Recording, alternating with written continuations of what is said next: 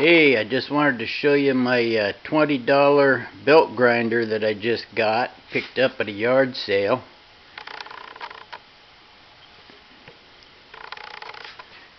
I had to do a little work on it. I had to put a new motor on it. I went ahead and wired in a switch, and I installed new feet on it. Show those out so it sits a little more secure.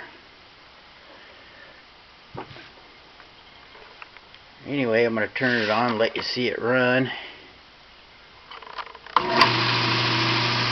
It's a sweet little unit.